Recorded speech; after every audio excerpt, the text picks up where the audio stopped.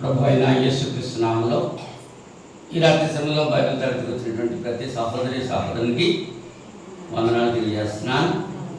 అలాగే ఆన్లైన్లో తరగతిని వీక్షిస్తున్నటువంటి ప్రతి సహోదరునికి చింతపల్లిలో ఉన్నటువంటి క్రీస్తు తరపుగా హృదయపూర్వక వందనాలు తెలియజేస్తున్నాను. అంతా బాగున్నారు కదా? దేవుని కృపను బట్టి మరి ఎండలు ఎక్కువగా ఉన్నప్పటికీ దేవుడు చల్లదనం మనకి ఇస్తాడు. అవునా? ఇది ఆగస్టు నెలలో వర్షాలు వరదలు వచ్చేటువంటి నెల, కానీ నెలలో ఏం జరుగుతున్నాయి? ఎండలు ఎక్కువగా ఉన్నాయి. పాపం విస్తరించింది. దేవుని యొక్క ఆజ్ఞకు లోబట్టలేదు ప్రజలు. అంటే దేవుని యొక్క ఉగ్రత ప్రజలకు వస్తుంది, అయినప్పటికీ తెలుసుకోలేకపోతున్నారు. ఇది ఎందుకు మధ్య ఎలా వస్తుంది అన్నటువంటి విషయం ఆలోచన చేయలేకపోతున్నారు. చాలా ప్రదేశాల్లో చాలా రకాలైనటువంటి భయంకరమైన సంఘటనలు జరుగుతున్నాయి. వీటన్నిటినీ మనం గుర్తించి యేసు ప్రభు యొక్క రెండో రాకడ సమీపంగా ఉందనేటువంటి విషయాన్ని మనం గుర్తించాలి. వాటిని చదువుకుందాం. దశలోనిక రెండో పత్రిక 2వ అధ్యాయము 13వ వచనం చదువుతున్నాను. దశలోనిక రాసిన రెండో పత్రిక 2వ అధ్యాయము 13వ వచనం. ప్రభువు వలన ప్రేమింపబడిన సహోదరులారా, ఆత్మ మిమ్మును పరిశుద్ధపరచుట వలనను మీరు సత్యమును నమ్ముట వలనను రక్షణ పొందుటకు దేవుడు ఆది నుండి మిమ్మల్ని ఏర్పరచుకున్నాడు. కనుక మేము మిమ్మల్ని బట్టి ఎల్లప్పుడూ దేవునికి కృతజ్ఞతాస్తులు చెల్లింప బద్ధులమై ఉన్నాము. దేవుడు తన వాటిని నియమించిన కాక చిన్న ప్రార్థన చేసుకుందాం. మహోన్నతుడా, సర్వశక్తి సంపన్నుడా, సర్వోన్నతుడా, సర్వాంతర్యామి, మీ పరిశుద్ధమైన ఘనమైన ఉన్నతమైన శ్రేష్టమైన నామానికి స్తుతులు స్తోత్రాలు సమర్పణ చేస్తున్నాం తండ్రి. గతించిన శుక్రవారం నుంచి ఇంత పర్యంతం మీ మహాదయచేత కృపచేత నన్ను మమ్మను సజీవ లెక్కలో ఉంచారు, సురక్షితంగా కాచి కాపాడారు. మీకు స్తోత్రాలు చెల్లిస్తున్నాను. ఈ రాత్రి సమయంలో ప్రియమైన మీ బిడ్డలతో కలిసి ఇంత పర్యంతము కీర్తనల పాటలో సహకరించారు. ఈ సమయంలో వాక్య భాగాన్ని అనుగ్రహించారు. ఈ వాక్యాన్ని వివరించడానికి నా జ్ఞానం సరిపోదు. మీ యొక్క జ్ఞానం నాకు అందించమని విషయంలో ప్రార్థన చేస్తున్నాను. అలాగే సమయంలో ప్రత్యేకంగా కుమార్తె సుమలత కొరకు ప్రార్థన చేస్తున్నాను. నాయన, మేము విదేశాల నుంచి క్షేమకరంగా వచ్చిన విధానాన్ని బట్టి స్తోత్రాలు. ఆమె కుమార్తె కొరకు ప్రార్థన చేస్తున్నాము. మీరు ఇచ్చిన స్వస్థతను బట్టి స్తోత్రాలు చెల్లిస్తున్నాను. ఆమె తల్లిగారిని కూడా మీ సన్నిధికి తీసుకొచ్చింది. ఆమె విశ్వాసాన్ని బట్టి, ఆమె ఆసక్తిని బట్టి మీకు స్తుతుల స్తోత్రాలకు సమర్పణ చేసుకుంటున్నాం. ఇప్పుడు వచ్చిన ప్రతి బిడ్డను దీవించండి. ఇంకా రావాల్సిన బిడ్డలతో మాట్లాడి ప్రార్థనాపూర్వకంగా ఈ సమయంలో రావడానికి మీరు సహాయం చేయమని ప్రార్థన చేస్తున్నాను. వాటి భాగంలోకి వెళుతున్నాము. అపవిత్రమైన గదులు కాల్చి పవిత్రపరిచి పరిశుద్ధమైన మీ లేఖనాలు ప్రియమైన మీ బిడ్డలకు అందించడానికి ఒక పనిముట్టుగా నన్ను వాడుకొని మీ నామకు మేము తెచ్చుకుంటారని యేసుక్రీస్తు వారి పరిశుద్ధమైన నామంలో ఈ ప్రార్థన అడిగి వేడుకుంటున్నాం. పర్వతుంది. ఆమేన్. మరొకసారి అందరికీ వందనాలమ్మా. వందనాలు. గత శుక్రవారం మనం దేని గురించి మాట్లాడుతున్నాం? చెప్పాలి.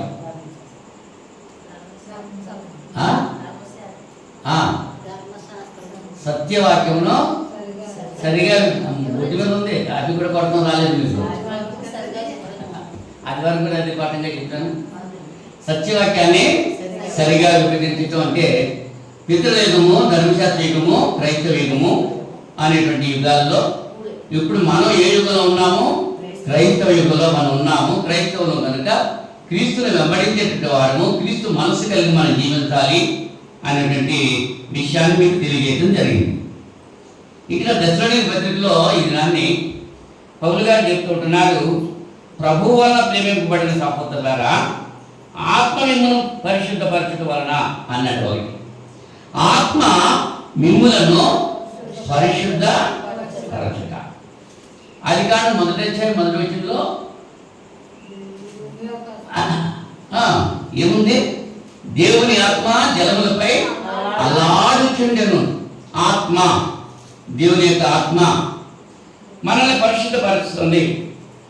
మీరు సత్యమును నమ్ముట వలన, మొట్టమొదటిది ఆత్మ పరిశుద్ధపరచడం, రెండోది సత్యాన్ని నమ్మటం.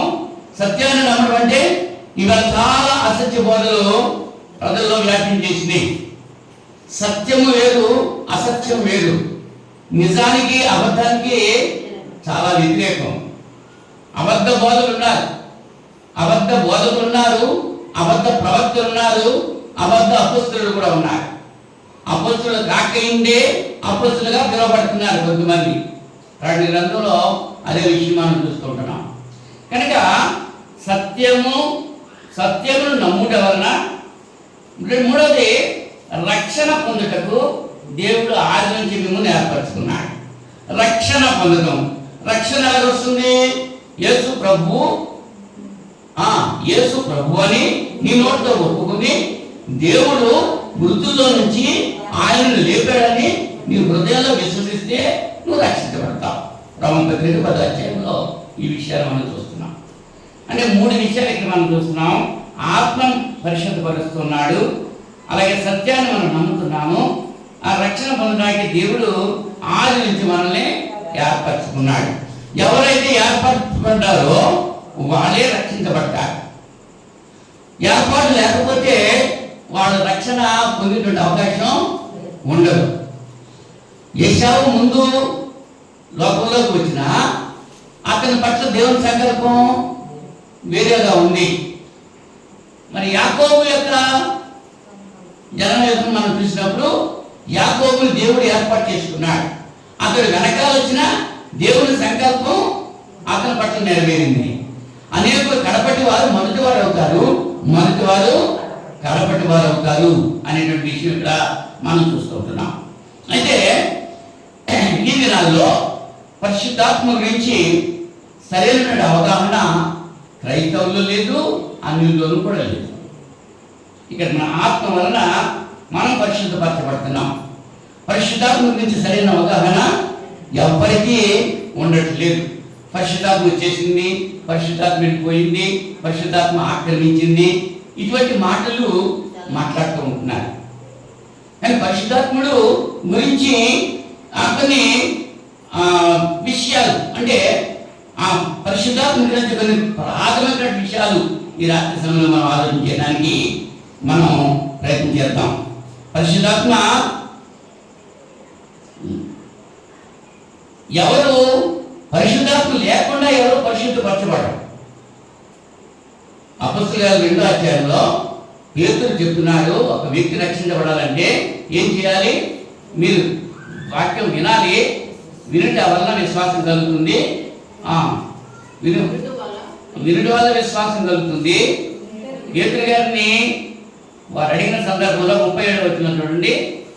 వారు ఈ మాట విని హృదయంలో నచ్చుకొని, సహోదరులారా మేమేమి చేతుకొని పేతురును కడమపుస్తున్న అడుగుగా, పేతురు మీరు మారు మనసు పొంది పాపక్షమాపణ నిమిత్తం ప్రతివాడు యేసుక్రీస్తు నామమున బాప్తిజం పొందిడి, అప్పుడు మీరు పరిశుద్ధాత్మను వరము పొందుతారు. మొట్టమొదటి ఏం చేయాలి? మారు మనసు పొందాలి. మారు మనసు ఎలా వస్తుంది? వినుట వల్ల విశ్వాసం కలుగుతుంది. వినుట క్రీస్తుని గురించి. ఇవాళ క్రీస్తుని గురించి వినటం మానేస్తున్నారు. క్రీస్తుని గురించి వింటలేదు. కట్టుకథలు చెప్తున్నారు, మాయ మాటలు చెప్తున్నారు, సాక్షిగాలు అంటున్నారు, ఇంకేటేటో రకాలు చెప్తున్నారు, కానీ వాక్యం గురించి చెప్పట్లేదు. వాక్యం అంటే సువార్త అంటే ఏమిటి? సువార్త అంటే యేసుక్రీస్తు యొక్క జనన మరణ పునరుత్థానాలే సువార్త. వాటి గురించి తెలియజేయట్లేదు. క్రీస్తు ప్రభుకి, దేవునికి, క్రీస్తు ప్రభుకి, సంఘానికి ఉన్నటువంటి ఆ సంబంధాలు తెలియచేయట్లేదు. ఏదో చెప్తున్నారు. కట్టుకథలు వినేవారు కూడా ఇష్టంగా వింటున్నారు, పెట్టకథలు వింటున్నారు. కానీ పేతురు గారు ఏం చెప్తున్నారంటే, మీరు మారుమనసు పొందండి, పాప క్షమాపణ నిమిత్తం యేసుక్రీస్తు నామములో బాప్తిసం పొందండి, అప్పుడు పరిశుద్ధాత్మ వరం మీరు పొందుతారు. బాప్తిసం పొందిన తర్వాత పరిశుద్ధాత్మ అనేటువంటి వరము పొందుతారు. ఇవాళ బాప్తిసాలు కూడా పెళ్ళిళ్ళకి బాప్తిసాలు ఇచ్చేస్తున్నారు. సంఘంలో చేర్చడానికి దొరగారు ఎవరైనా వస్తే ఆయన ముట్టించడం కోసం, ఆయన దగ్గర నుంచి లబ్ధి పొందడం కోసం బాప్తిసాలు ఇస్తున్నారు. రకరకాలుగా ఉన్నాయి. పరిశుద్ధ గ్రంథంలో ఏముంది? ఆ వాక్యము విన్న తర్వాత మారు మనసు పొందిన తర్వాత పాపక్షమాపణ బాప్తిసం పొందాలి. మరి ఎలాగ బాప్తిసం పొందుతావు? పొందటం కూడా లేఖనంలో తెలియజేశాడు. యోహాను గారు బాప్తిసం ఇచ్చేటువంటి యోహాను యోర్దాను నదిలో బాప్తిసం ఇస్తూ ఉంటాడుగా. ఆ ప్రజలంతా కూడా వచ్చారు. యేసు ప్రభు కూడా వచ్చాడు. యేసు ప్రభువుని ఆటంకపరుస్తున్నాడు బాప్తిసం ఇచ్చే యోహాను. నీవు నాకు బాప్తిసం ఇవ్వాలి, కానీ నేను నీకు ఒకటి ఏంటంటే నీతి యావత్తు ఇలాగ జరగని అని చెప్పన్నాడు. ఇద్దరు కూడా నీటిలో వెళ్ళారు. యేసు ప్రభు బాప్తిసం పొందాడు. నీటిలో ముంచడం బాప్తిసం పొందడం జరిగింది. అది బ్యాప్టైజ్ అనేటువంటి మాటకి అర్థం ఏంటంటే ముంచుట అని అర్థం. అది బాప్తిసం యేసు ప్రభు పొందారు. పరిశుద్ధ గ్రంథంలో చెప్పబడ్డది. ఇవాళ బయట మనం ఆలోచనకి వెళ్తే చిలకరింపు బాప్తిసం అంటున్నారు, జెండా కింద నడవడం బాప్తిసం అంటున్నారు, గేట్ వే అంటే ఒక గేట్ వేసేసి ఆ గేట్ నుంచి వెళ్ళిపోతే అది బాప్తిసం అంటున్నారు. కానీ పరిశుద్ధ గ్రంథం ఏం చెప్తుంది?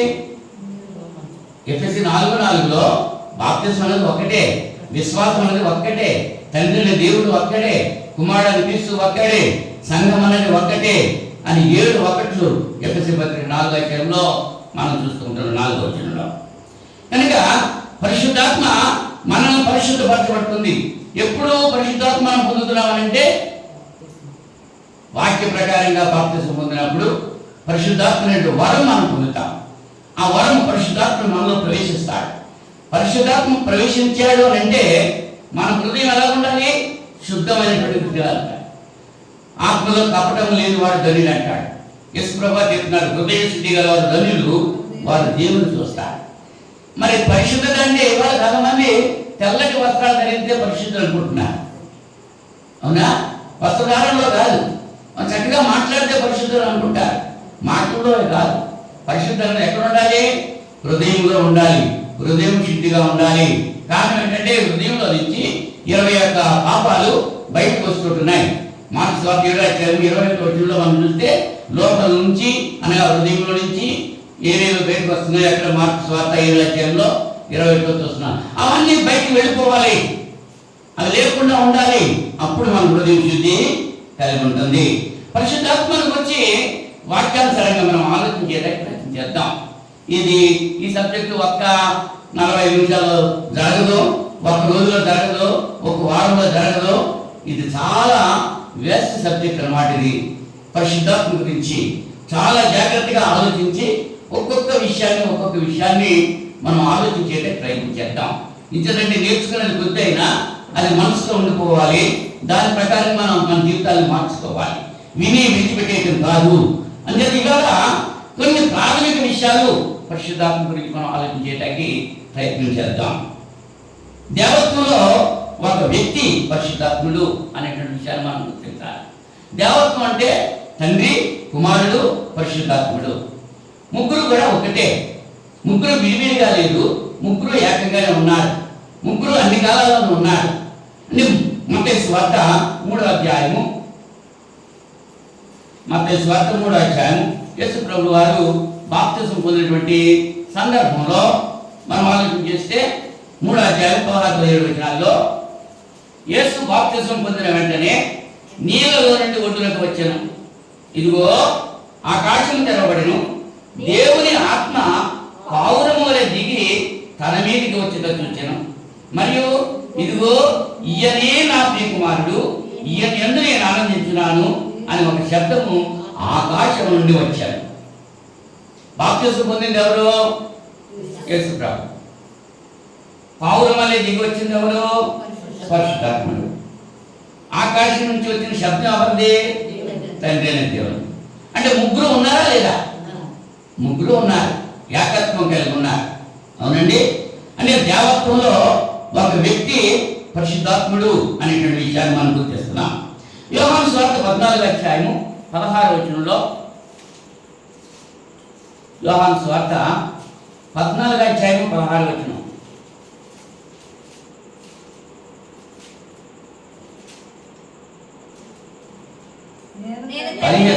చూద్దాం.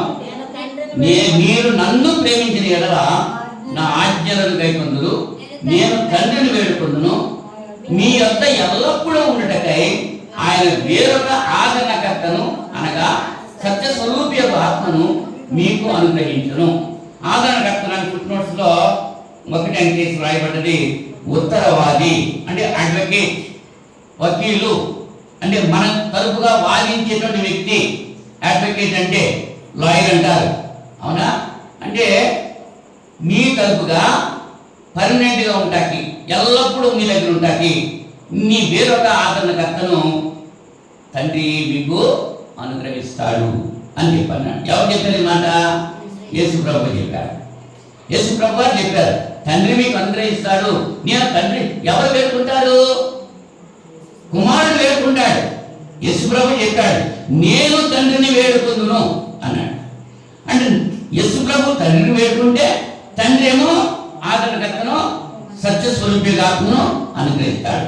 ఈ మాటను పట్టుకుని ఏం చెప్పుకుంటున్నారంటే లోపల యేసు ప్రభు వెళ్ళారు, తర్వాత పరిశుద్ధాత్ముడు వచ్చాడు అని చెప్తున్నారు. అంటే అంతకు ముందు లేడా పరిశుద్ధాత్ముడు?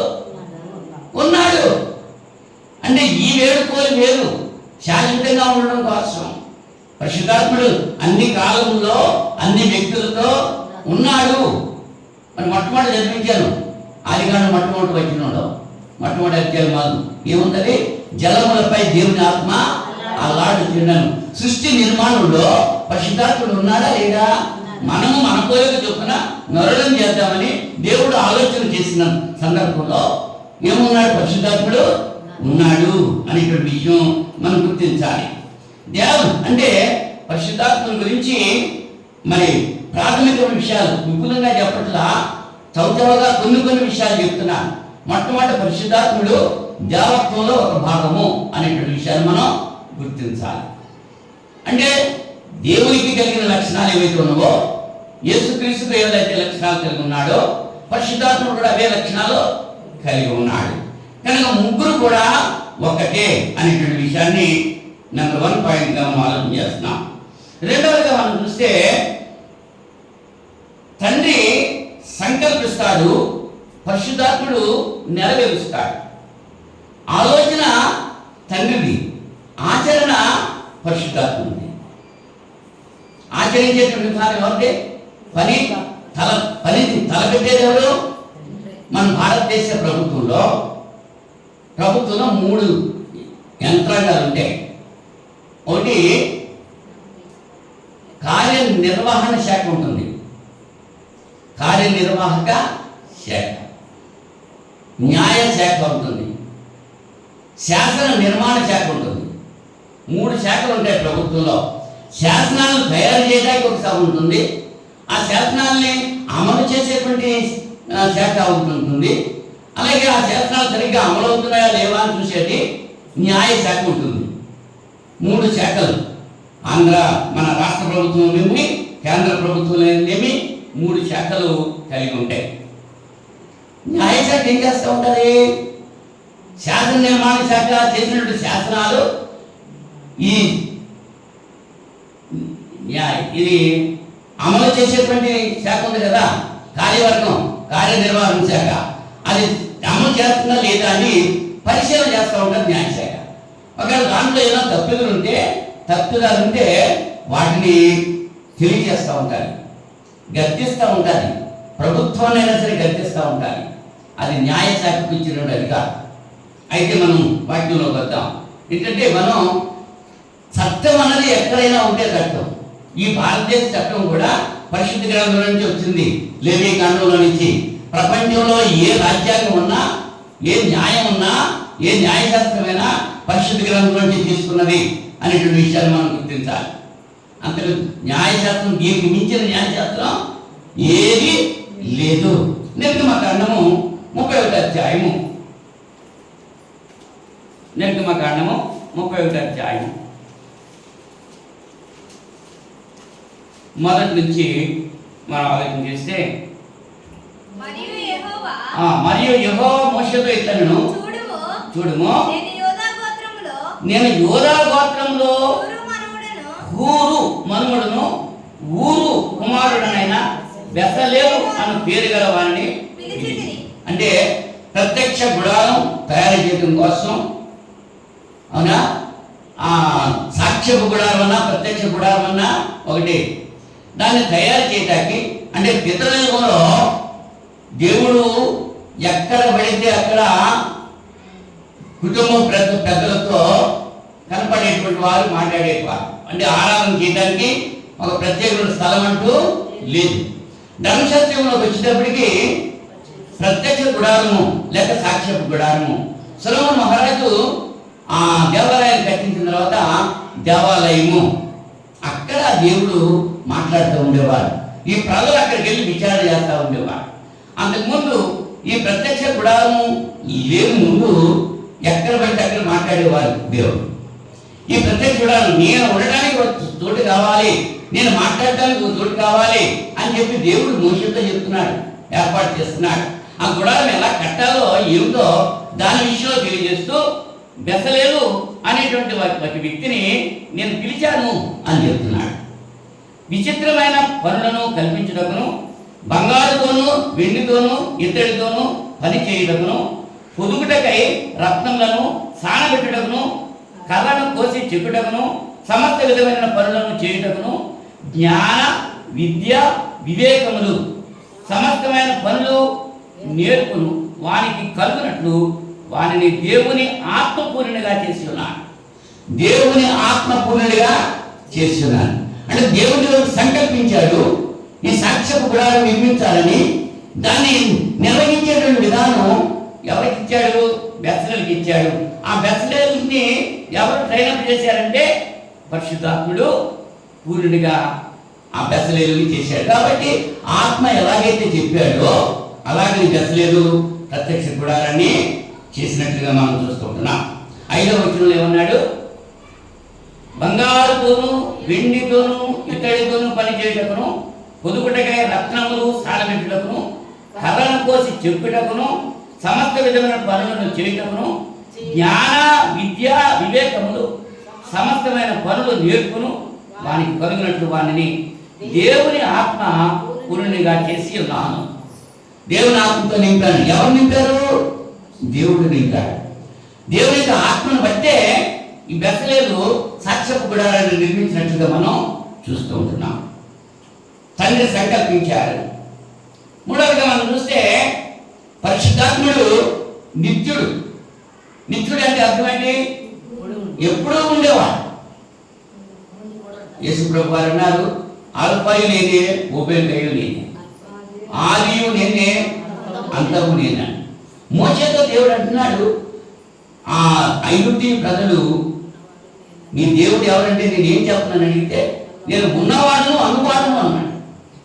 అంటే దేవుడు ఎప్పుడూ ఉన్నాడు, ఇప్పుడున్నాడు, లోపల ఉన్నాడు, ఇక ముందు ఉంటాడు. నిత్యుడు దేవుడు.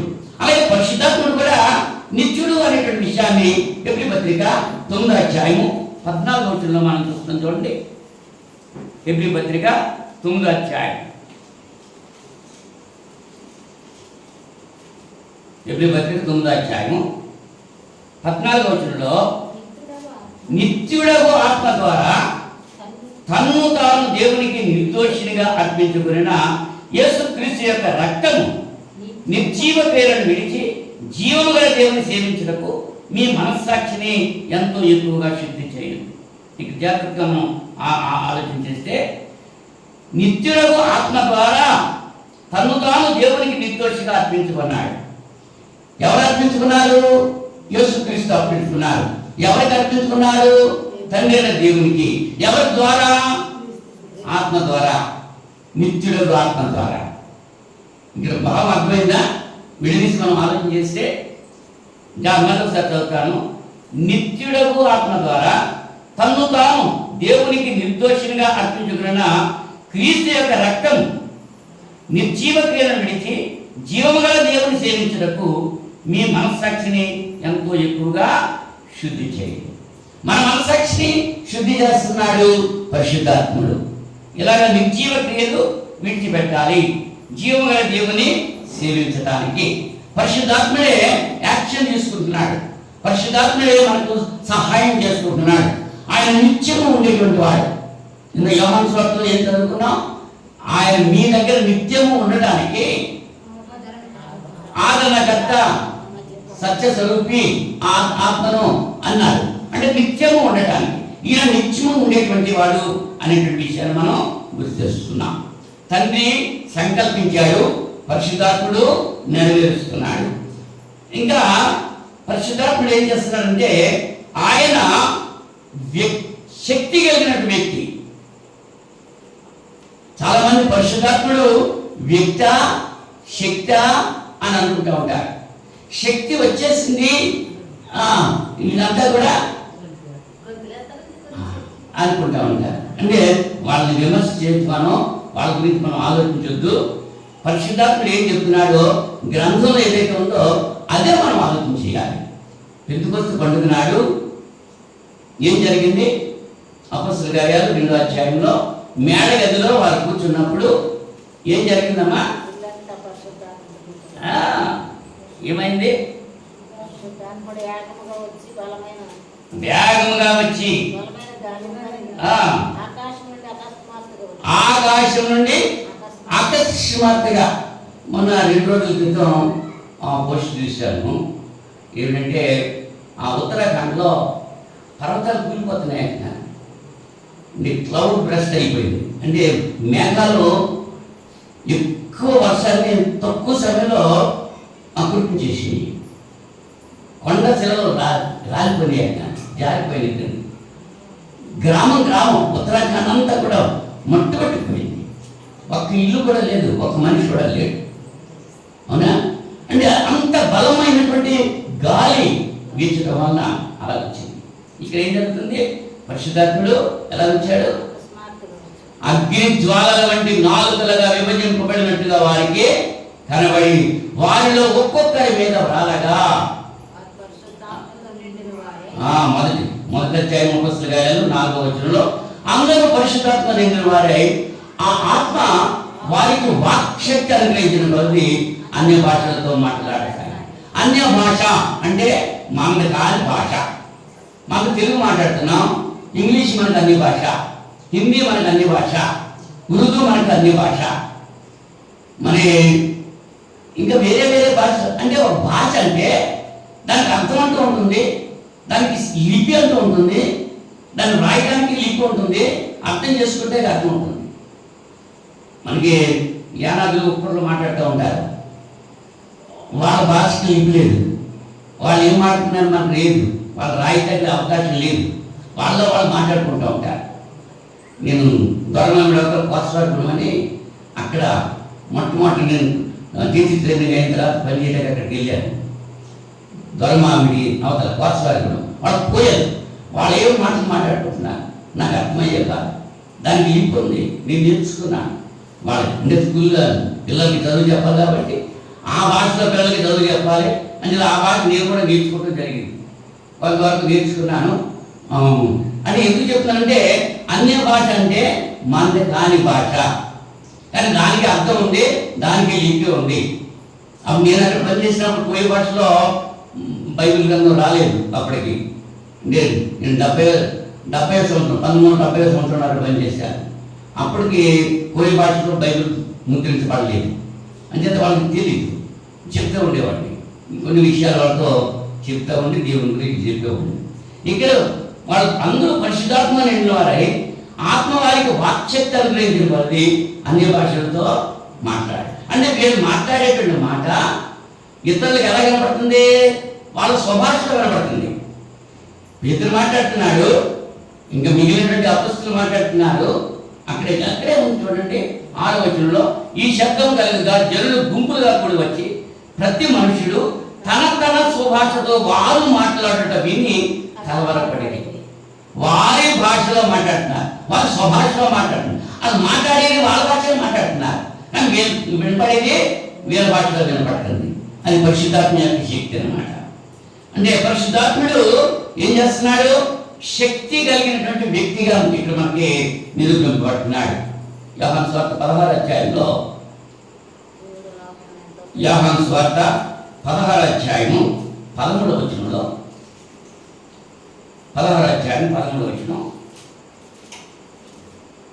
అయితే ఆయన అనగా సత్య స్వరూపి అయిన ఆత్మ వచ్చినప్పుడు మిమ్మల్ని సర్వసత్యములోనికి నడిపించును. ఆయన తనంతట దాన్ని ఏమీ బోధింపక వేటిని వినునో వాటిని బోధించి సంభవింపబో సంగతులను మీకు తెలియజేయాలి. ఆయన అనేటువంటి మాట 2 సార్లు ఈ వచనంలో ఉంది. ఎవరి గురించి తెలియజేయబడ్డది?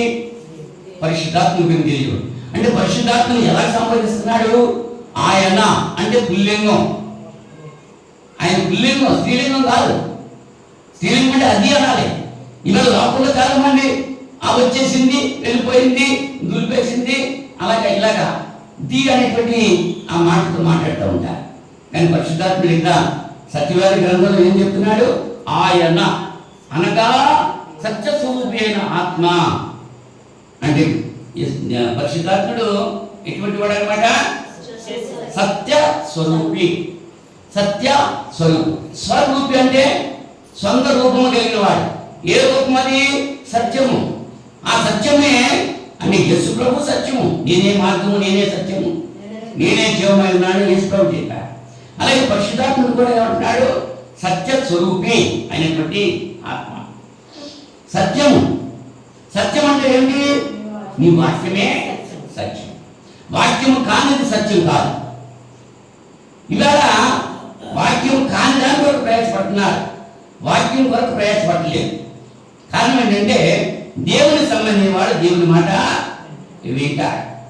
ఈ 2వ అధ్యాయం అపొస్తలుల కార్యాల గ్రంథంలో జరిగిన సంఘటన మనం ఆలోచన చేస్తే, అపొస్తలుల కార్యాలు 2వ అధ్యాయం మొదటి 4 వచనాల్లో, పెంతెకొస్తు అను పండుగ దినము వచ్చినప్పుడు అందరూ ఒక చోట కూడి ఉంది. అప్పుడు వేగముగా వీచు బలమైన గాలి వంటి, గాలి కాదండి, గాలి వంటి, అది అటువంటి ధ్వని. అంతేగాని ఆ గాలి ధ్వని కాదు. మనకి ఈదురు గాలి వేస్తూ ఉంటాయి. ఈదురు గాలి వేసినప్పుడు గాలి సౌండ్ ఎలా వస్తుంది? అటువంటి సౌండ్ వచ్చిందన్నమాట. అటువంటి ధ్వని ఆకాశం నుంచి అకస్మాత్తుగా వాళ్ళు కూర్చొని ఉన్న ఇల్లంతా. మరియు అగ్ని జ్వాలల వంటి నాలుకలు విభాగింపబడినట్టుగా, విభాగంగా లేదు, విభాగింపబడినట్టుగా. అంటే ఇవన్నీ సూచన అంతే తప్ప నిజం కాదు. నిజ స్వరూపం క్రీస్తులో ఉన్నది. వారికి కనబడి వారిలో ఒక్కొక్కరి మీద వ్రాలగా అందరూ పరిశుద్ధాత్మతో నిండిన వారే ఆ ఆత్మ వారికి వాక్శక్తి అనుగ్రహించిన కొలది అన్య భాషలతో మాట్లాడసాగి. పరిశుద్ధాత్ముడు శక్తి కలిగినటువంటి వ్యక్తి అనేటువంటి విషయాన్ని ఇక్కడ మనం చూస్తున్నాం. దేవత్వంలో ఒక వ్యక్తి, తండ్రి సంకల్పించిన దాన్ని నెరవేర్చేటువంటి వ్యక్తి. మూడవది నిత్యుడు. ఎన్ని విషయాలు చెప్పాను? 3 విషయాలు చెప్పాను, గుర్తుంచుకోవాలి. పరిశుద్ధాత్మ గురించి కొన్ని ప్రాథమిక విషయాలు మీతో ముచ్చటిస్తుంటున్నాను. రోమపత్రిక 8వ అధ్యాయము, రోమపత్రిక 8వ అధ్యాయము 26వ వచనంలో, అటువలే ఆత్మయు మన బలహీనతను చూచి సహాయము చేయుచున్నాడు. ఎలాగనగా మనము యుక్తముగా ఎలాగో ప్రార్థన చేయవలనో మనకు తెలియదు, కానీ ఉచ్చరింప శక్యముగా మూలుగలతో ఆ ఆత్మ తానే మన పక్షంగా విజ్ఞాపనం చేస్తున్నాడు. మన పక్షంగా విజ్ఞాపనం చేసేది ఇప్పుడు ప్రస్తుతం యేసు ప్రభు తండ్రి కుడిపార్శ్వన కూర్చుని మన కొరకు విజ్ఞాపన చేస్తున్నాడు. ఎవరితో విజ్ఞాపన చేస్తున్నాడు? దేవునితో విజ్ఞాపన చేస్తున్నాడు. మరి యేసు ప్రభువే విజ్ఞాపన చేయడం మాత్రమే కాదు, పరిశుద్ధాత్ముడు మన పక్షంగా విజ్ఞాపన చేస్తున్నాడు. ఎట్లాగా? మన బలహీనత చూసి సహాయం చేస్తున్నాడు. మనం యుక్తంగా ఎలా ప్రార్థన చేయటో మనకి తెలీదు. ప్రార్థన ఎలా చేయాలో మనకు తెలుసా? ఎంతమంది తెలుసు ప్రార్థన ఎలా చేయాలో? ప్రార్థన చేయమంటే, మా కుటుంబ ప్రార్థనలో చేయమంటే బిడ్డలు ఏం చేస్తూ ఉంటారు? మా అమ్మను దీవించు, మా నాన్న దీవించు, మా అక్కని దీవించు, మా అన్నయ్యని దీవించు, మా తమ్ముడిని దీవించు, మా తాతను దీవించు. దాసు ఈయన ప్రార్థన చేస్తాడు. నిఖిల్ గారు ఏం చేస్తున్నాడు? ప్రార్థన అదే ప్రార్థన చేస్తున్నాడా? అంటే అదేనా ప్రార్థన చేయటం? అది యుక్తంగా ప్రార్థన చేయటం అనబడతాం. అంటే చిన్నపిల్లలకు నేర్పిస్తున్నారు. అసలు మనకే తెలియదు, మన పిల్లలకి ఎలా చెప్తాం? మన ఎవరి గురించి మనం ప్రార్థన చేయాలి? మన గురించి మనం చేయక్కర్లా, ఇతరుల గురించి మనం చేయాలి. అనేక ఆత్మలు నశించిపోతున్నాయి. నశించిపోయిందని వెతికి రక్షించడానికే దేవుని కుమారుడైన క్రీస్తు ఈ లోకానికి వచ్చాడు. అలాగనే ఈ మన చుట్టూ ఉన్నటువంటి నాశనానికి వెళ్ళేటువంటి ఆత్మలు రక్షణ మార్గంలోకి రావాలని వాళ్ళ గురించి విజ్ఞాపన చేయాల్సిన బాధ్యత రక్షించబడినటువంటి విశ్వాసం మీద ఉంది. వెలిగింపబడ్డ దీపం అనేక దీపాలని వెలిగించాలి, ఆ ప్రార్థన చేయాలి. అవునా? యుక్తంగా ప్రార్థన చేయడం ఎలాగో మనకు తెలియదు కాబట్టి అప్పుడు పరిశుద్ధాత్ముడు ఏం చేస్తున్నాడంటే మన పక్షంగా విజ్ఞాపన చేస్తూ ఉంటాడు. మీ అనుభవం మరి మీరు కలిగి ఉన్నారో లేదో, నేను ఒక్కొక్కసారి ప్రార్థన చేసుకుంటూ ఉంటాను, నాకు తెలీదు ఏం చేస్తున్నానో. ప్రార్థన చేయడం ప్రార్థన చేసుకున్న తర్వాత కొద్ది సమయం అయ్యేటప్పటికి మరి నేను ఏం మాట్లాడుతున్నానో నాకే తెలీదు. ప్రార్థన అయిపోయిన తర్వాత నా భార్య అంటారు, ఏంటి ఇలా చేసేది ఏంటి అని అడుగుతూ ఉంటాను. నేను అనుకోలేదు అలా చేయాలని, కానీ ఆ విషయాల్లో ఆయన తనంతటా కానీ నేను చేయలేని పని ఆయన మనలో ఉండి ఏం చేస్తున్నాడు చేస్తున్నాడు. మీకు కూడా అటువంటి ఆ పరిస్థితులు సంభవించి ఉంటాయి. ఎలా మనం అనుకోని రీతిగా మనం ఆలోచించాం ఇలా చేద్దాము అనేటువంటిది, కానీ ఆయన నడిపింపు అట్లా ఉంటుంది అన్నమాట. పరిశుద్ధాత్ముడు ఏం చేస్తున్నాడు? మన పక్షంగా విజ్ఞాపన చేస్తూ ఉంటున్నాడు. విజ్ఞాపన చేసేటువంటి ప్రక్రియ పరిశుద్ధాత్ముడు వనరిస్తూ ఉంటున్నాడు. ఎలాగా?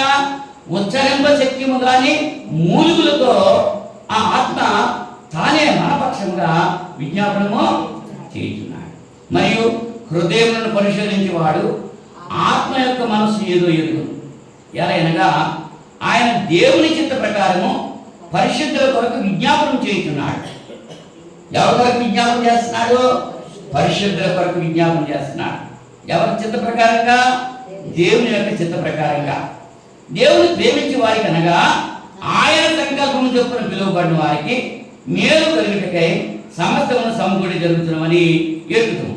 ఎందుకనగా తన కుమారుడు అనేక సహోదరుల్లో జ్యేష్ఠుడున్నట్లు దేవుడు ఎవరిని ముందు ఎరిగినో వారు తన కుమారుడితో సారూప్యం గల వారుటకు వారిని ముందుగా నిర్ణయించారు.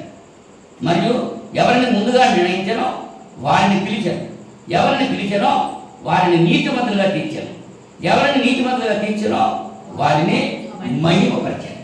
అంటే దేవుని పిలుపుందా?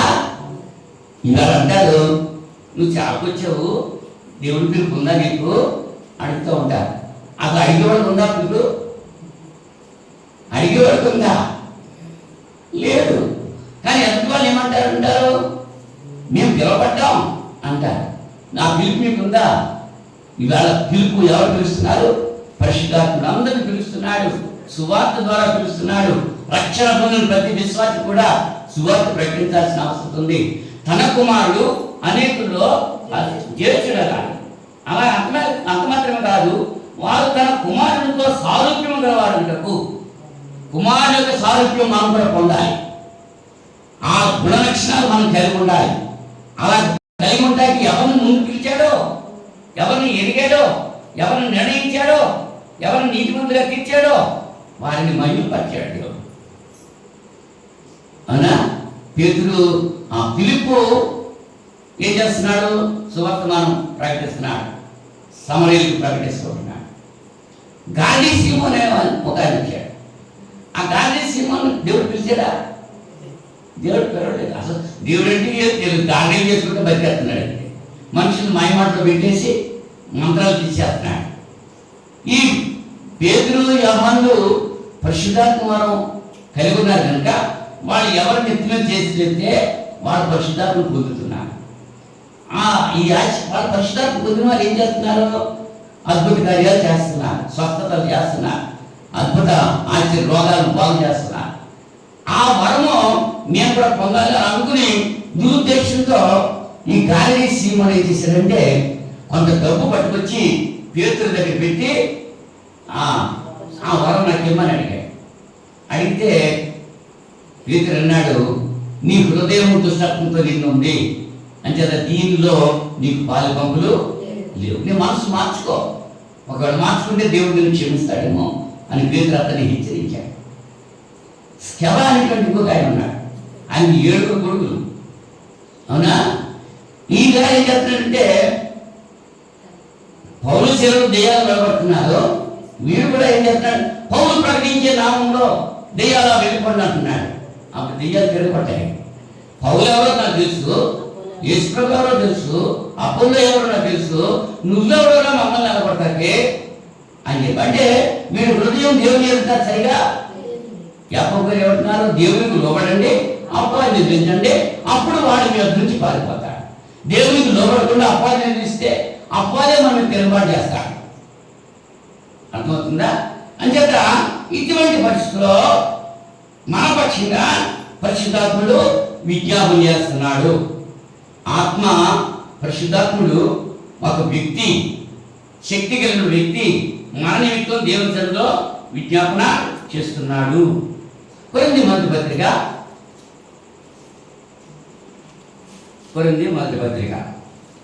2వ అధ్యాయం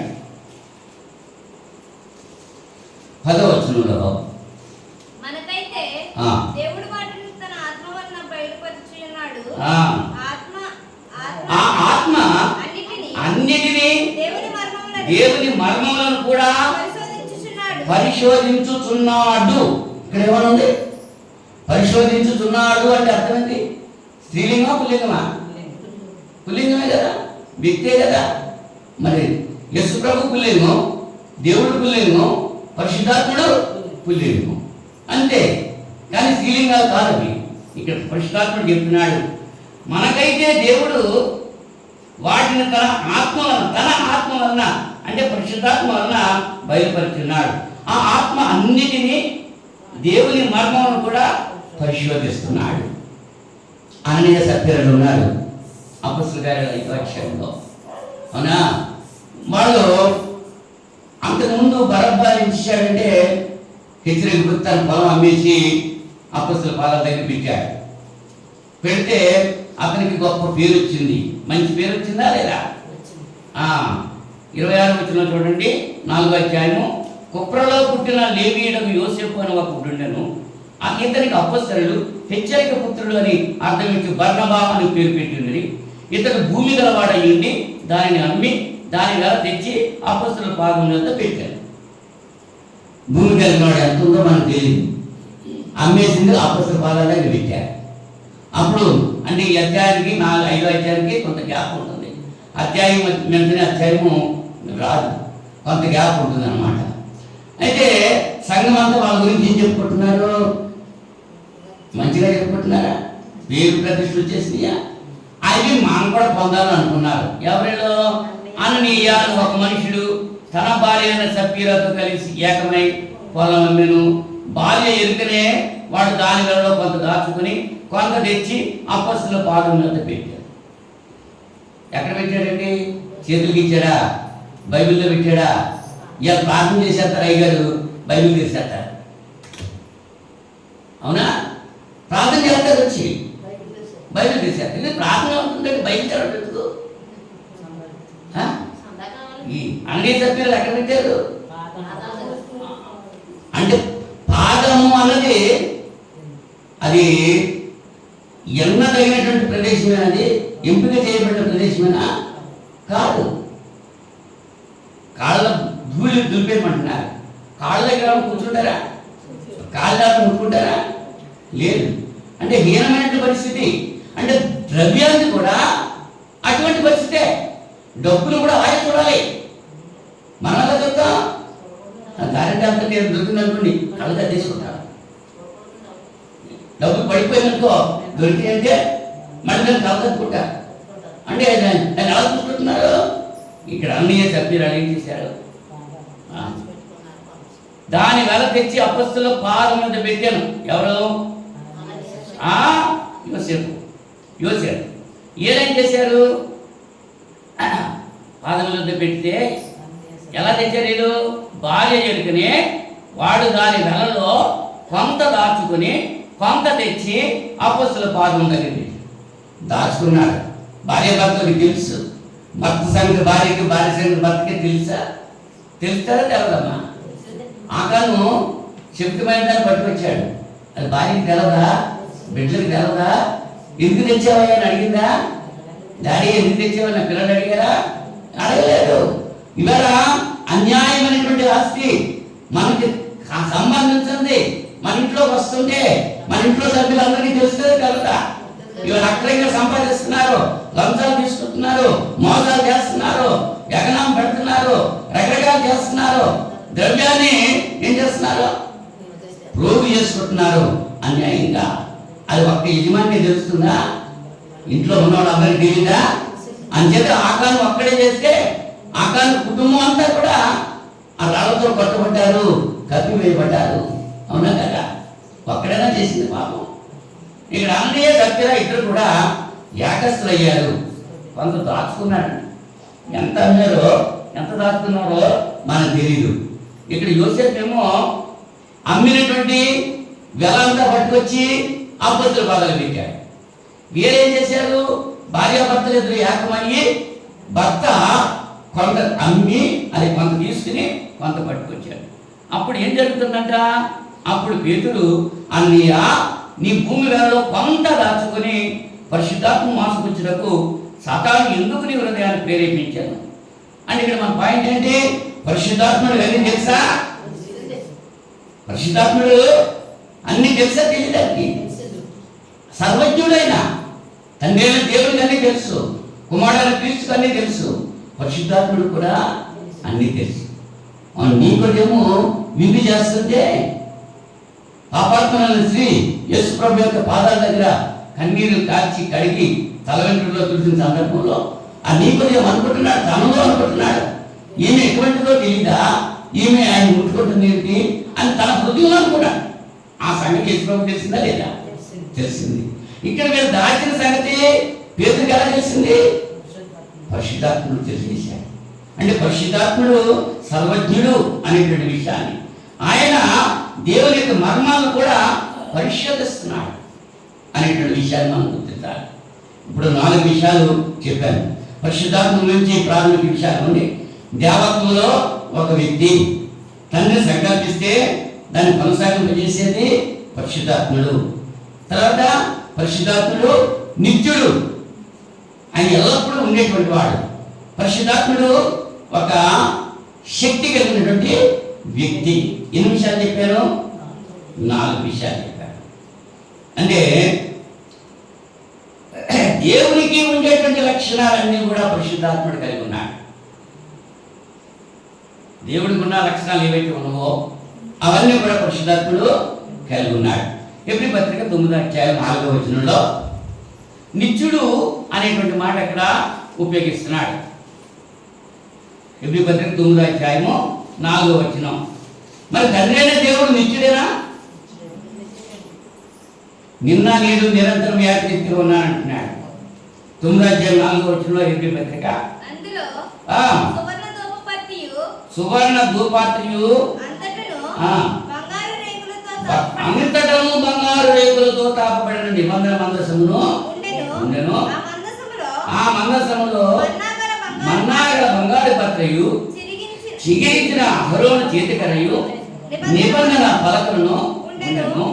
దానిపై కరుణాపీఠమును కమ్ముకొనుచున్న మహిమ గల కెరూబులుండెను. వీటిని గురించి ఇప్పుడు వివరంగా చెప్పడం బలపడదు. ఇవి ఎలా ఏర్పరచబడినప్పుడు యాజకులు సేవ చేయొచ్చు, నిత్యమును ఈ మొదటి గుడారంలోనికి వెళ్ళుదురు. కానీ సంవత్సరంలో ఒక్కసారి మాత్రమే ప్రధాన యాజకుడు ఒక్కడే రక్తము చేత పట్టుకుని 2వ గుడారంలోనికి ప్రవేశించును. ఆ రక్తము తన కొరకును ప్రజల అజ్ఞాన కృతముల కొరకును అతడు అర్పించును. దీన్ని బట్టి ఆ మొదటి గుడారము ఇంకా నిలుచుచుండగా అతి పరిశుద్ధ స్థలంలో ప్రవేశించే మార్గము బయలుపరచబడలేదని పరిశుద్ధాత్మ తెలియజేస్తున్నాడు. ఇక్కడ ఎవరు తెలియజేస్తున్నారు?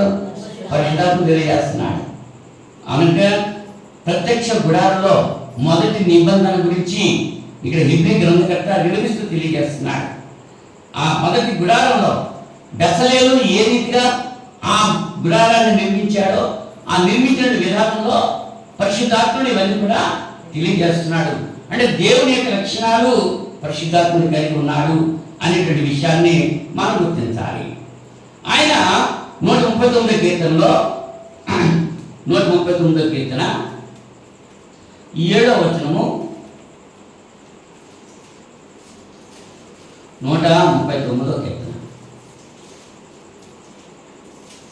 7వ వచనంలో నీ ఆత్మ నుండి నేను ఎక్కడికి పోదును, నీ సన్నిధి నుండి నేను ఎక్కడికి పారిపోదును, నేను ఆకాశం ఎక్కినను నీవు అక్కడ ఉన్నావు, నేను పాతాళం ముందు పడుకున్నాను నీవు అక్కడ ఉన్నావు, నేను వేపు రెక్కలు కట్టుకొని సముద్ర దిగంతంలో నివసించినను అక్కడ నీ చేయి నన్ను నడిపించును, నీ కుడి చేయి నన్ను పట్టుకును, అంధకారం నన్ను మరుగు చేయును, నాకు కలుగు వెలుగు రాత్రి వల్ల ఉండునని నేను అనుకునే ఎడలా చీకటేనను నాకు చీకటి కాక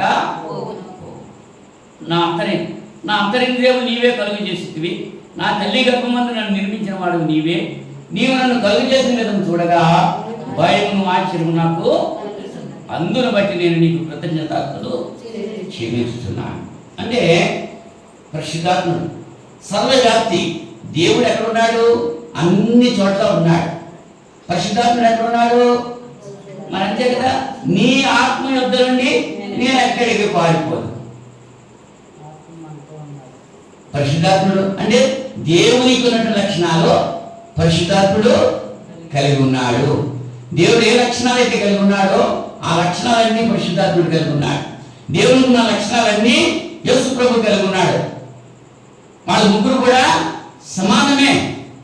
ఒకరిని హెచ్చుగాను ఒకరు తప్పుగాను మనం చేయడానికి వీల్లేదు.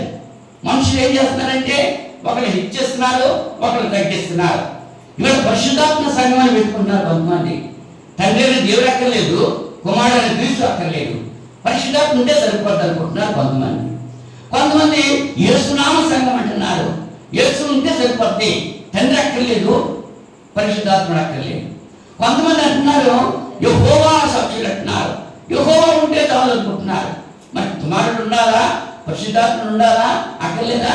వాళ్ళకి అక్కర్లేదు, వాళ్ళు అలా పెట్టుకుంటున్నారు. కానీ గ్రంథం ఏం చెప్తుంది? ముగ్గురు ఉన్నారు, ముగ్గురు సమానమే, ముగ్గురు లక్షణాలు ఒకటే అనేటువంటి విషయాన్ని. ఆయన ఇంకా మరొక లక్షణం ఆలోచన చేస్తే ఆయన సర్వజ్ఞాని. కొరింథీ మొదటి పత్రిక 2వ అధ్యాయము, కొరింథీ మొదటి పత్రిక 2వ అధ్యాయం 10-11 వచనాలు. మనకైతే దేవుడు వాటిని తన ఆత్మ వలన బయలుపరిచినాడు. ఆ ఆత్మ అన్నిటినీ దేవుని మర్మమును కూడా పరిశీలిస్తున్నాడు. ఒక మనుష్యుని సంగతులు అతనిలో ఉన్న మనుష్య ఆత్మకే కానీ మనుష్యుల్లో మరి ఎవరికి తెలియదు. అలాగే దేవుని సంగతులు దేవుని ఆత్మకే కానీ మరి ఎవరికి తెలియవు.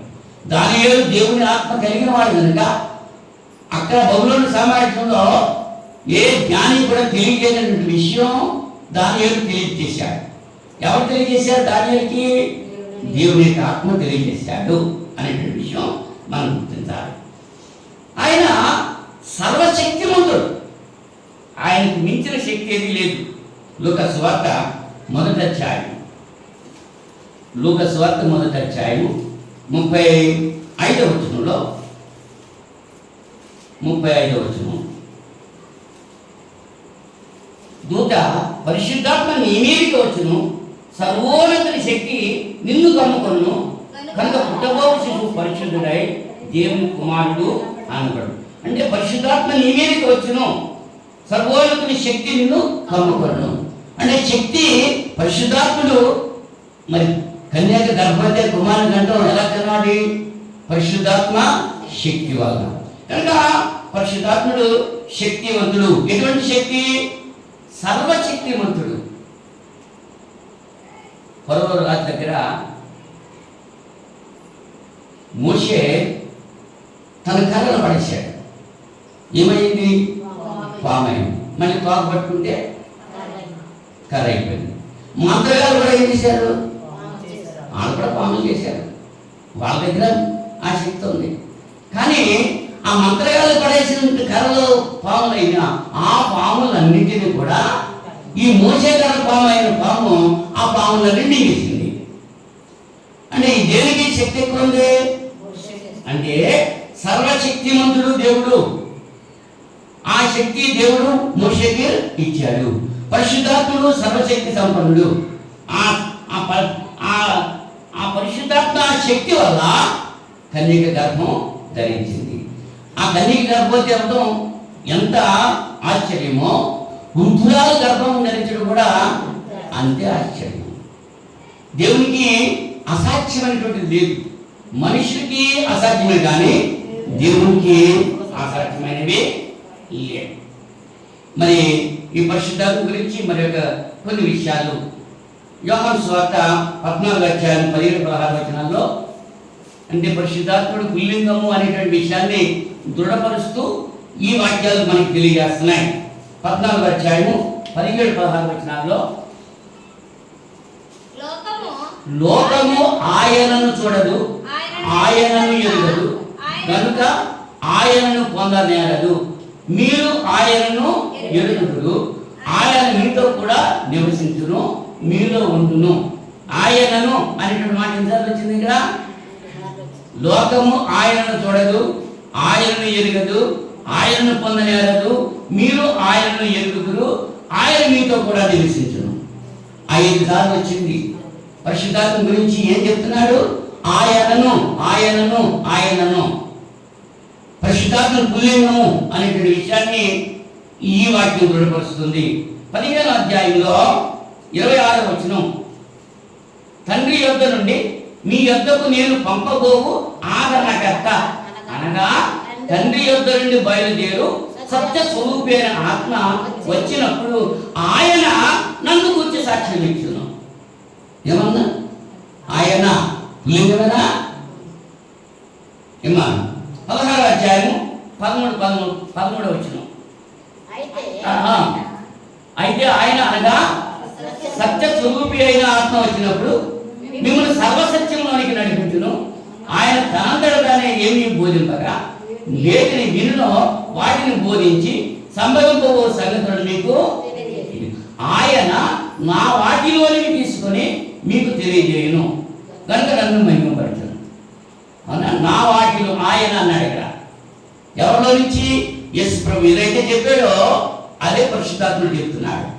తండ్రి దేవుడు ఏది చెప్పాడో యేసు క్రీస్తు అదే చెప్పాడు.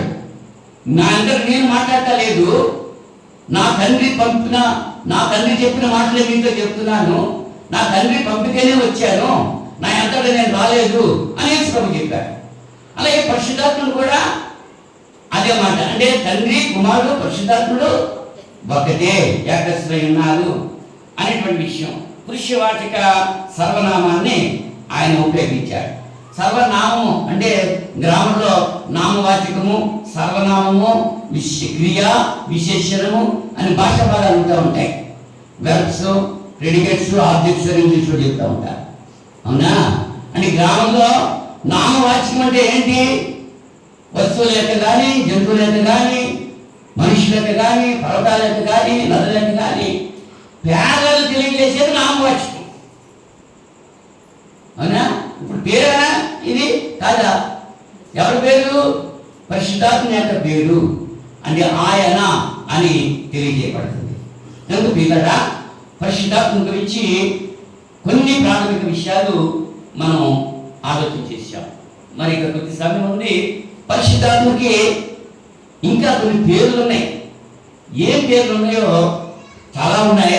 కొన్ని పేర్లు మాత్రం ఈ వేళ మనం జ్ఞాపకం చేసుకుంటే ప్రయత్నం చేద్దాం. అపొస్తలుల కార్యాలు 5వ అధ్యాయం 3వ వచనంలో, అపొస్తలుల కార్యాలు 5వ అధ్యాయము 3వ వచనం, అన్య సభ్యుల దగ్గర అప్పుడు పేతురు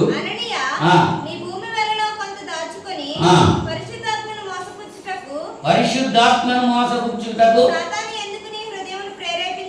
అంటే పరిశుద్ధాత్మ యొక్క పేర్ల గురించి మనం ఆలోచన చేస్తే ఒకటేంటి? పరిశుద్ధాత్ముడు. ఎవరు మోసం చేసేమంటున్నాడు? పేతురు నన్ను మోసం చేసేమంటున్నాడా? దేవుని మోసం చేసేమంటున్నాడా? పరిశుద్ధాత్మను మోసం చేసేమంటున్నాడు. అంటే పరిశుద్ధాత్మ అనేటువంటి పేరు కలిగి ఉన్నాడు. రోమపత్రిక 8వ అధ్యాయం 26వ వచనంలో అదే పరిశుద్ధాత్మకు మరొక పేరు ఇక్కడ మనం చూస్తున్నాం. రోమపత్రిక 8వ అధ్యాయం 26వ వచనంలో ఆ. ఆత్మయు ఆత్మయు మన అన్నాడు. బలహీనతను ఆత్మయు అన్నాడు. అంటే పరిశుద్ధాత్మ పేరేంటి? ఆత్మ. ఆ. తర్వాత యోహాను సువార్త 14వ అధ్యాయము 16వ వచనం. యోహాను సువార్త 14వ అధ్యాయము 16వ వచనం. నేను తండ్రిని వేడుకొందును ఉమ్. మీ యొద్దకు ఎల్లప్పుడూ నుండుటకై మీ యొద్ద ఎల్లప్పుడూ ఉండేటకై వేరొక ఆదరణకర్తను వేరొక ఆదరణకర్త. ఆదరణకర్త. ఆదరణకర్త పరిశుద్ధాత్మ యొక్క పేరు. ఆదరించేటువంటి కర్త, మనం ఆదుకునేటువంటి కర్త అయిన ఆదరణకర్త అనేటువంటి పేరు. తర్వాత అదే వచనంలో మనం చూసాం కదా, సత్యస్వరూపి. సత్యస్వరూపి ఎవరైనా సత్యస్వరూపి పరిశుద్ధాత్ముడు. రోమపత్రిక 8వ అధ్యాయము 14వ వచనంలో, రోమపత్రిక 8వ అధ్యాయం 14వ వచనంలో దేవుని ఆత్మ చేత ఎవరమ్మా? దేవుని ఆత్మ ఎవరి ఆత్మది? దేవుని ఆత్మ అని చెప్పాడని. దేవుని ఆత్మ చేత ఎందరూ నడిపింపబడతారో వారందరూ కూడా దేవుని కుమారులై ఉందురు. దేవుని కుమారులు ఉంటారు. ఇప్పుడు మనం ఎవరు? దేవుని కుమారులు, దేవుని కుమార్తెలు. ఆ విషయం మన మనసులో ఉంటుందా? తప్పు చేసేటప్పుడు నేను దేవుని కుమారుడిని అని జ్ఞాపకం వస్తుందా? తప్పు చేసేటప్పుడు నేను దేవుని కుమార్తెను అన్న మాట మనకి గుర్తుంటుందా? పైపు దగ్గర దెబ్బలాడి బూతులు ఇచ్చేస్తూ ఉంటారు. అప్పుడు నేను దేవుని కుమార్తెను, ఈ మాటలు మనం ఉన్నట్టు రాకూడదు ఆయన ఆలోచన వస్తుందా? మర్చిపోతారు అంతే. ఏమో కుమారి మర్చిపోతారా? మర్చిపోతారు. అంటే మనం ఎవరు ఎందరూ దేవుని అంగీకరిస్తారో వారందరూ కూడా దేవుని కుమారుడు అవుతారు. తన కుమారుడు అనేకుల్లో సహోదరుల్లో జ్యేష్ఠుడు అన్నట్లుగా, అనేకుల్లో జ్యేష్ఠుడు ఆయన. ఆయన రూపము మనం కలిగి ఉండాలి. అది దేవుడు కోరుకుంటున్నాడు. అంచేత ఫిలిప్పీ పత్రిక 2వ అధ్యాయం 10వ వచనంలో ఉంటున్నాడు, క్రీస్తు యేసు కలిగిన ఈ మనస్సు మీరు కలిగి ఉండండి. ఆ మనస్సు తను తాను తగ్గించుకున్నాడు. ఏం చేశాడు ఆయన? దేవత్వము ఈ లోక ఫిలిప్పీ పత్రికలో 2వ అధ్యాయము 10వ వచనంలో,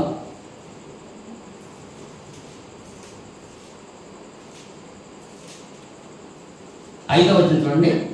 క్రీస్తు యేసునకు కలిగిన ఈ మనస్సు మీరును కలిగి ఆయన దేవుని స్వరూపం కలిగిన వాడై ఉండి దేవునితో సమానముగా ఉండుట విడిచిపెట్టకూడని భాగ్యం ఎంచుకోలేదు. కానీ మనుషులు పొలిగిగా పుట్టి దాసుని స్వరూపం ధరించుకొని తను తానే రిక్తునిగా చేసుకున్నాడు. ఆ మనసు మనకుందా?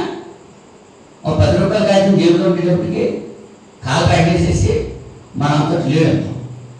ఆ 10 లేదనుకో ఎలా ఉంటాం? అది క్రీస్తు మనసు అది కాదు. క్రీస్తు యొక్క మనస్సు కలిగి మనము ఉండాలి.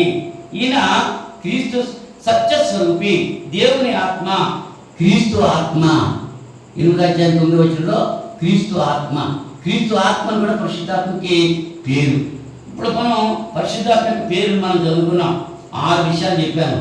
1 పరిశుద్ధాత్మ, 2 ఆత్మ, 3 ఆదరణకర్త, 4 సత్యస్వరూపి, 5 దేవుని యొక్క ఆత్మ, 6వది క్రీస్తు ఆత్మ. ఈ 6 పేర్లు ఎవరయ్యే? పరిశుద్ధాత్మే. ఈ 6 పేర్లో ఏ పిలిచినా పరిశుద్ధాత్ముడే అనేటువంటి విషయాన్ని మనం గుర్తించాలి. అవునా?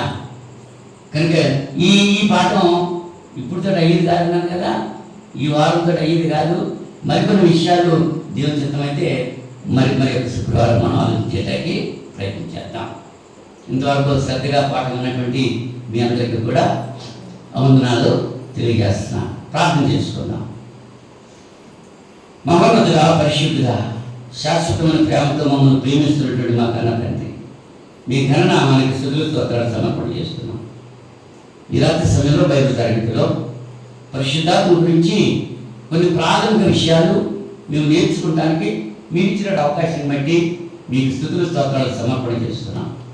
ఇక్కడ తరగతిలో ఉండి విన్నటువంటి బిడ్డలు మాత్రమే కాదు, ఆన్లైన్లో వాక్యం వింటున్నట్టు ప్రతి బిడ్డను దీవించి ఆశీర్వదించి మీ వాక్యము వారి హృదయాల్లో ప్రజలుపరచుకోవడానికి సహాయం చేయండి. దుశ్చర్యగా ఎత్తిపోకుండా మీ ప్రభుత్వం పండి విని విడిచిపెట్టేటువంటి వారుగా ఉండకుండా విన్న వాక్యాన్ని హృదయాల్లో బదిలిపరుచుకుని ఆ రీతిగా జీవిస్తూ మీ నుంచి దీవించబడే వాక్యం వీళ్ళందరికీ దయచేయమని ప్రార్థన చేస్తూ ఉంటున్నా.